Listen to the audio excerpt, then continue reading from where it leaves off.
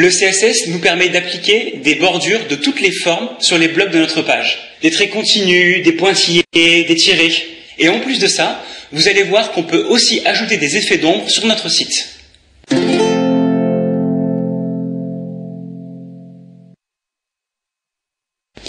CSS nous permet de nous amuser pas mal avec les bordures.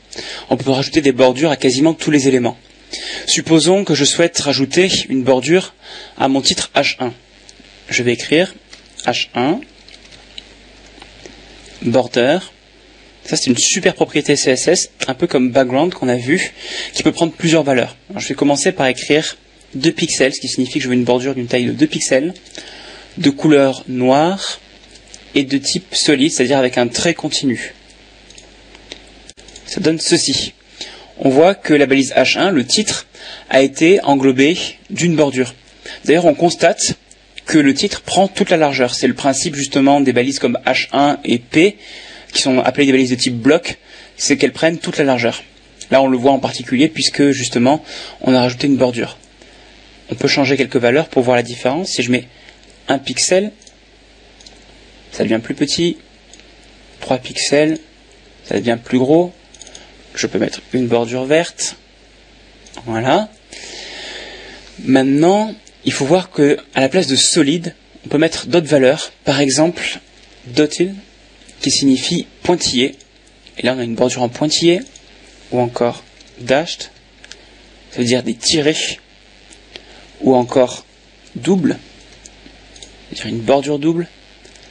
Et bon, je vais pas tous les faire, mais il y en a pas mal comme ça, qui donnent des effets un petit peu différents. Des effets, par exemple, insérés, ou un peu surélevés, comme ça. On peut aussi ajouter des bordures uniquement de certains côtés. Pour ça, plutôt que d'utiliser border, on va utiliser border left pour rajouter, par exemple, une bordure sur le côté gauche. Et si on veut, on peut aussi rajouter une bordure en haut en même temps. Voilà. Et encore une bordure à droite. Voilà. Et enfin, une bordure en bas. Évidemment, vous n'utiliserez pas les 4 en même temps, parce que ça revient exactement au même que d'écrire simplement border. Par contre, ça a pour intérêt, justement, si vous voulez utiliser des bordures uniquement de certains côtés, vous pouvez le faire avec ces autres propriétés.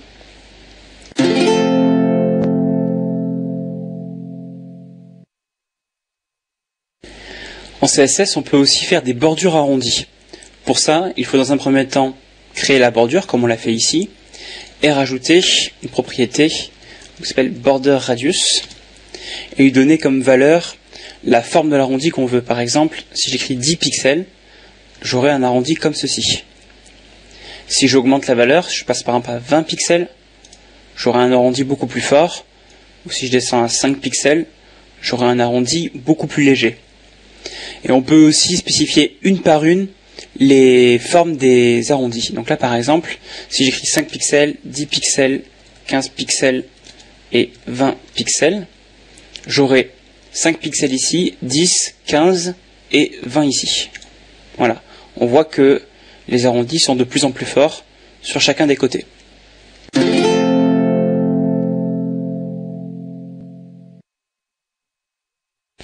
Pour ajouter des ombres en CSS, on utilise la propriété Box Shadow, qui va particulièrement bien se voir ici, puisqu'on a utilisé la propriété Border juste avant d'ailleurs. Alors, pour remplir Box Shadow, on va utiliser 4 valeurs.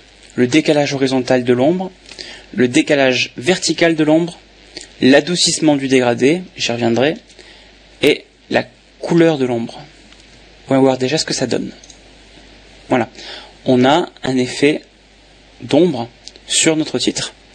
Si on augmente le décalage vertical, ici, on verra, voilà, plus encore d'ombre derrière mon texte. Si j'augmente cette fois l'adoucissement du dégradé, on obtient ceci. Si au contraire je ne mets pas du tout d'adoucissement, on obtient quelque chose de très dur comme ceci. On peut aussi s'amuser à changer la couleur de l'ombre. Voilà ce que ça donne. Autre chose, en CSS, on peut aussi rajouter une ombre à notre texte. Pour ça, on utilise Text Shadow. Et là, on a le même effet, mais directement derrière le texte. Vous n'êtes pas obligé d'appliquer une bordure en plus d'une ombre. Vous pouvez très bien avoir une ombre et pas de bordure.